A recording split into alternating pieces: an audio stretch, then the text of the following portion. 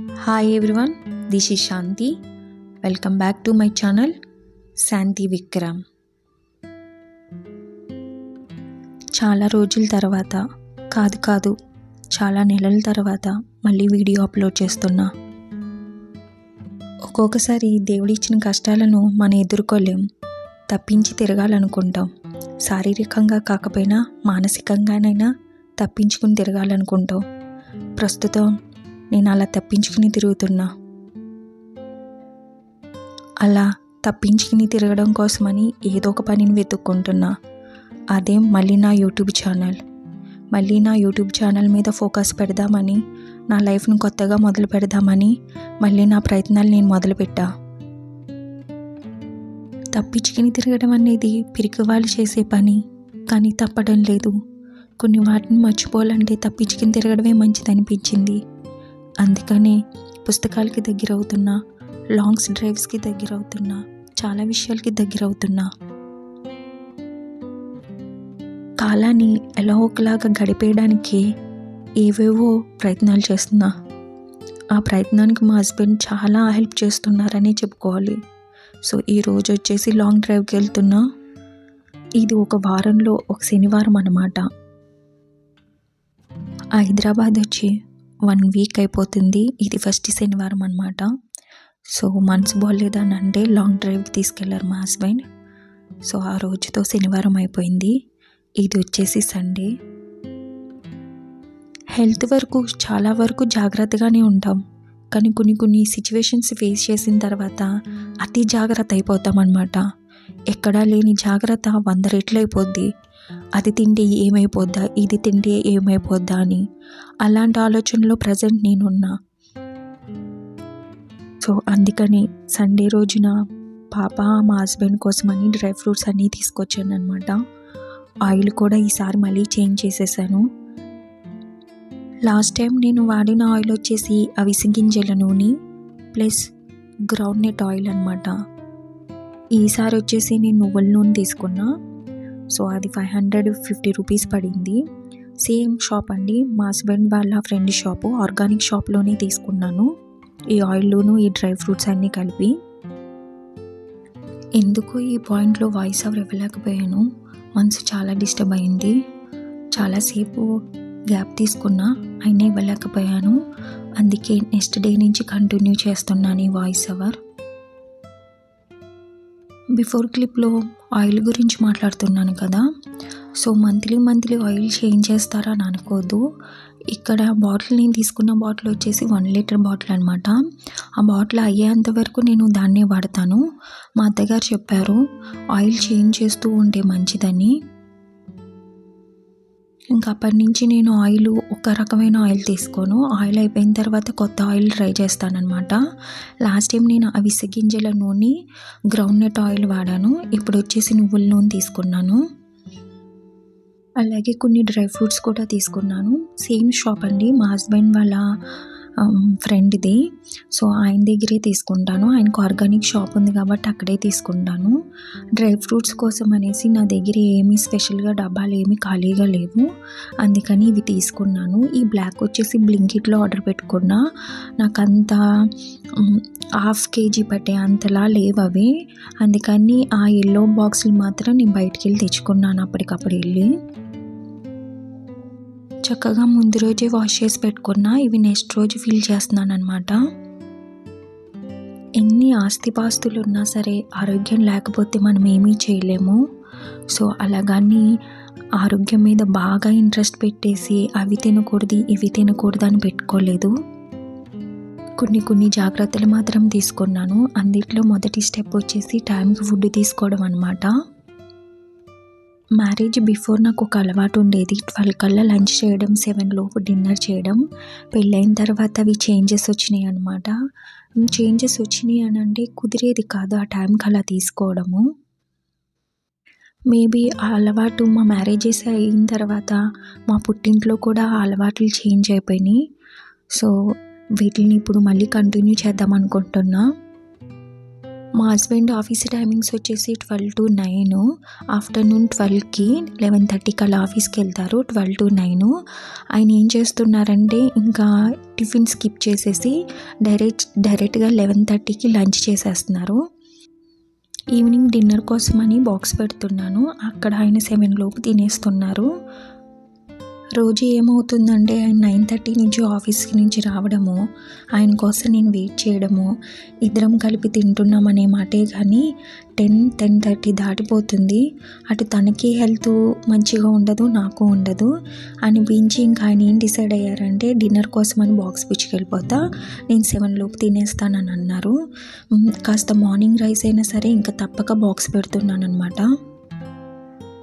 So ఇక్కడ నేను కూడా 7 లోపే భోజనం చేసేస్తున్నాను.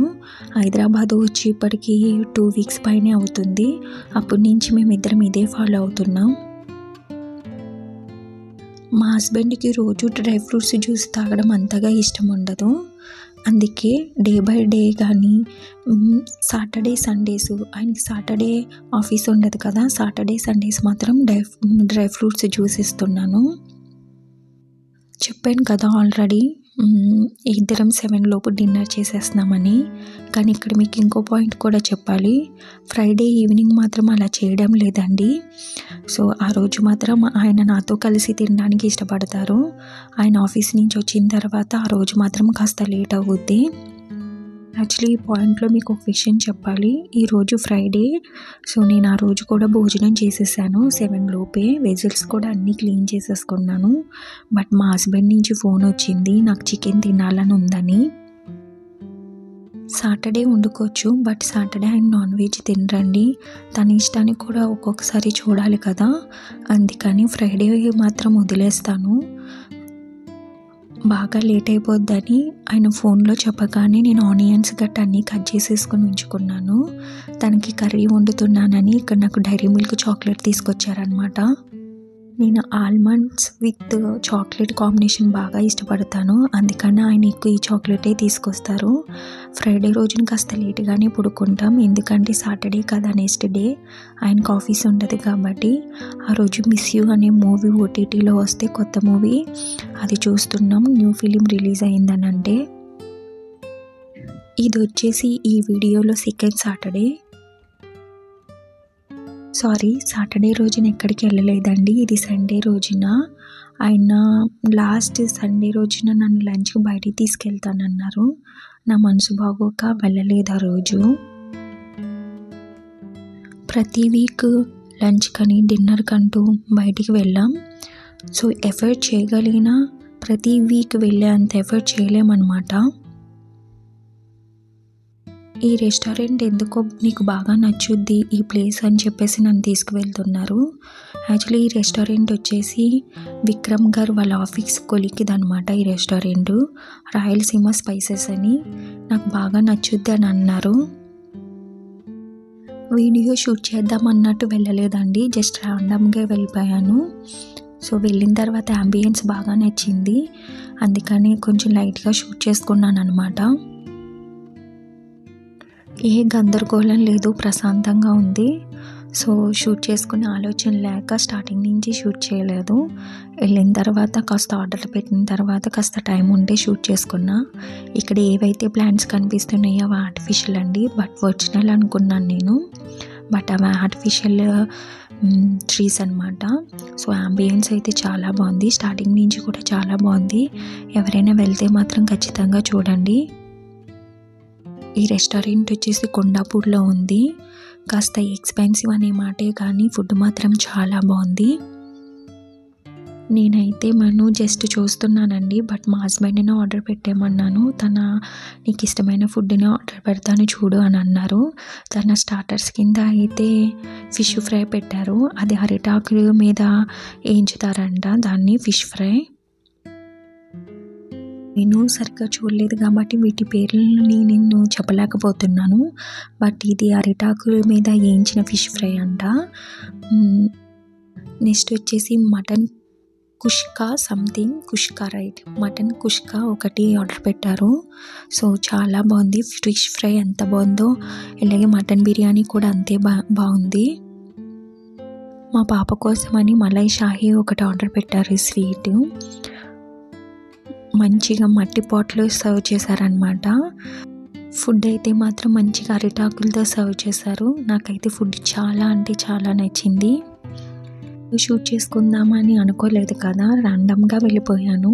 నాకు ఇక్కడ ఫుడ్ బాగా నచ్చి సో వెళ్తున్నప్పుడు ఎంట్రన్స్ షూట్ చేస్తున్నాను అనమాట.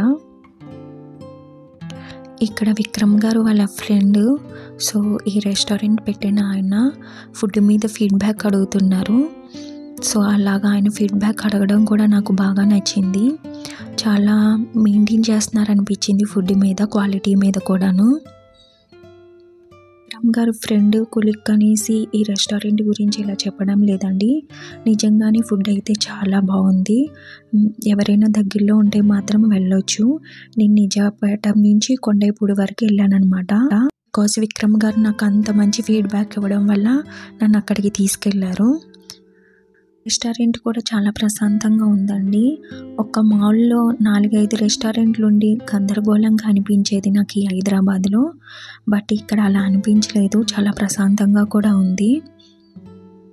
వెళ్ళింది సండే రోజున కదా, సో వస్తున్నప్పుడు అక్కడే బయట మంచి మార్కెట్ ఉందన్నమాట, చాలా పెద్ద మార్కెట్. నాకు కొన్ని థింగ్స్ కావాలి, అవి తీసుకున్నాను అనమాట. చాలా చిన్నవి. ఇందులో పెద్దది ఏదైనా ఉందంటే ఒక రోలు తీసుకున్నానండి, దంచుకునే రోలు. అది నేను ఆంధ్రా నుంచి అమ్మ నాకు పంపిస్తానని అన్నారు ఎప్పటి నుంచో. అక్కడ తీసుకుని హైదరాబాద్ మోసుకుని రావాలి కూడాను. ఎందుకులే అని ఇక్కడ జస్ట్ వెళ్ళి ర్యాండమ్గా అడిగాను. సో 250 చెప్పారు, దాన్ని 150కి ఇచ్చారనమాట. ఇంకా తీసుకుని వచ్చేసాను. చిన్న అవసరము అవి తెచ్చుకున్నాను అనమాట. ఇక్కడ రోలుని నానబెడుతున్నాను. అతన్నే అడిగాను ఎలా క్లీన్ చేయాలని. కడిగేసిన తర్వాత బియ్యం వేసి రుబ్బమన్నారు మొదటిసారి, తర్వాత యూజ్ చేసేసుకోవచ్చు అని అన్నారు. సండే రోజు ఈవినింగ్ కొన్ని ప్లాంట్స్ కొనుక్కుందామని వెళ్ళాను. నాకు ప్లాంట్స్ అంటే చాలా ఇష్టం. బట్ ఓన్ హౌస్ అవ్వకపోవడం వల్ల ప్లాంట్స్ పెట్టుకోవడానికి ఇబ్బంది అవుతుంది. ఇలాగే బెంగళూరు నుంచి ఇక్కడికి షిఫ్ట్ అయినప్పుడు ప్లాంట్స్ అన్నీ అక్కడే వదిలేసి రావాల్సి వచ్చింది. బికాజ్ ఎందుకనంటే ఆ లగేజ్ షిఫ్ట్ చేసే పర్సన్స్ వాళ్ళు షిఫ్ట్ చేయనని అన్నారు. వాళ్ళకి ఇబ్బంది అవుద్ది, మళ్ళీ మట్టి పడిపోద్ది, ప్లాంట్స్ చనిపోతాయి అంటే ఏవేవో అన్నారు. అందుకే అక్కడ అన్నీ వదిలేసి వచ్చాను. కొన్ని ప్లాంట్స్ మాత్రం తీసుకున్నాను. ఏం తీసుకున్నానని అనేది నెక్స్ట్ వీడియోలో చెప్తాను. సో కాస్త ప్లాంట్స్తో గార్డెనింగ్ చేస్తూ ఉంటే కాస్త మనసు ప్రశాంతంగా ఉంటుంది అనిపించి ప్లాంట్స్ తీసుకున్నాను. అన్నీ అవుట్డోర్ ప్లాంట్సే తీసుకున్నాను. అది రాంగ్ స్టెప్ అని అనిపించింది, ఎందుకంటే నాకు ఎండ చాలా తక్కువ వస్తుంది. బట్ కారిడార్లో మాత్రం ఎన్ని ప్లాంట్స్ తీసుకున్నానో అన్నీ పట్టేసినాయి. ప్రజెంట్ అయితే వాటికి ఎండకి ఏమీ ఇబ్బంది లేదు. ప్లాంట్స్ తెచ్చుకునేటప్పుడు 2 times తిరగవలసి వచ్చింది. ప్లాంట్స్, పాట్స్, మట్టి ఇవన్నీ అవ్వడం వల్ల 2 times తిరగవలసి వచ్చింది. ఇంటి నుంచి అక్కడి నుంచి ఇంటికి. ఇంకా సెకండ్ టైం మట్టి తీసుకొచ్చినప్పుడు కొన్ని ఫ్రూట్స్ కూడా తెచ్చుకున్నాను. హైదరాబాద్ వచ్చిన కాడి నుంచి ఫ్రూట్స్ తెచ్చుకోలేదు. సో అందుకని కొన్ని ఫ్రూట్స్ కూడా తెచ్చుకున్నాను. మార్కెట్ నిండా బ్లాక్ కలర్ గ్రేప్స్ బాగా అమ్ముతున్నారనమాట. ఇవి తెచ్చుకున్నాను. సో వీటిని వచ్చేసి ఉప్పులో నానబెడుతున్నాను. అవి నానే టైంకి ఈ రోలు కూడా వాష్ చేసేస్తున్నాను. ఇది రేపు ఎప్పుడో దీంట్లో రైస్ వేసి అది కూడా రుబ్బేస్తానమాట. ఇప్పుడు వచ్చేసి మనో కోసం అనేసి గ్రేప్స్ కడిగేస్తున్నాను. ఆఫ్టర్నూన్ లంచ్ హెవీగా తీసుకోవడం వల్ల ఈవినింగ్ టిఫిన్ చేసాం. సో ఇక్కడ మనో కోసం గ్రేప్స్ కడుగుతున్నాను కదా, తనకి పెట్టగా మిగతా గ్రేప్స్ అని బాక్స్లో పెట్టుకుని స్టోర్ చేసుకుంటున్నాను. తనకి ఇప్పుడు కావాలంటే అప్పుడు ఇవ్వచ్చు కదా అని అన్ని ఉప్పు వాటర్లో కడిగి పెట్టేసుకున్నా. ఒక యాపిల్, ఒక రేగిపండు కూడా ఉప్పు వాటర్లో నానబెట్టాను పక్కన. సో ఇక్కడ వాటర్ మిలన్ తెచ్చుకున్నాను అనమాట. యాక్చువల్లీ ఆ రోజు విక్రమ్ గారు వాటర్ మిలన్ కట్ చేయమని అన్నారు. బట్ అప్పుడు కట్ చేసామంటే లెఫ్ట్ ఓవర్ మిగిలిపోద్ది, మళ్ళీ దాన్ని ఫ్రిడ్జ్లో పెట్టాలి, అది నాకు ఇష్టం ఉండదు. సో అందుకని వాటర్ మిలన్ కట్ చేయకుండా ఈవినింగ్ కదా రొంప కూడా కోల్డ్ కూడా చేస్తుంది అనేసి దాన్ని కట్ చేయలేదు. సో ఇక్కడ ఒక యాపిల్ ఇచ్చేస్తున్నాను విక్రమ్ గారికి. సో మిగతా ఫ్రూట్స్ అన్నీ ఆర్గనైజ్ చేసేసుకుంటున్నా, ఏవైతే తెచ్చుకున్నానో అవి. ఫ్రూట్స్ కూడా ఫ్రిడ్జ్లో పెట్టడం మానేసానండి, వాటిని కూడా బయటే పెడుతున్నాను. చాలా తక్కువ ఫ్రూట్సే తెచ్చుకుంటున్నాను, ఎందుకంటే ఒక 2 daysలో అయిపోయేటట్టు. ఈ వీడియోకి ఇంతేనండి. నా వీడియోస్ కనుక మీకు నచ్చితే సబ్స్క్రైబ్ చేయడం మర్చిపోవద్దు. లైక్ చేయండి, షేర్ చేయండి, కామెంట్స్ చేయండి. లాస్ట్ వరకు నా వీడియో చూసినందుకు థ్యాంక్ యూ సో మచ్. ఆరోగ్యమే మహాభాగ్యం. ఆరోగ్యం మీద శ్రద్ధ వహిస్తారని అనుకుంటున్నా. Thank you so much. Thank you.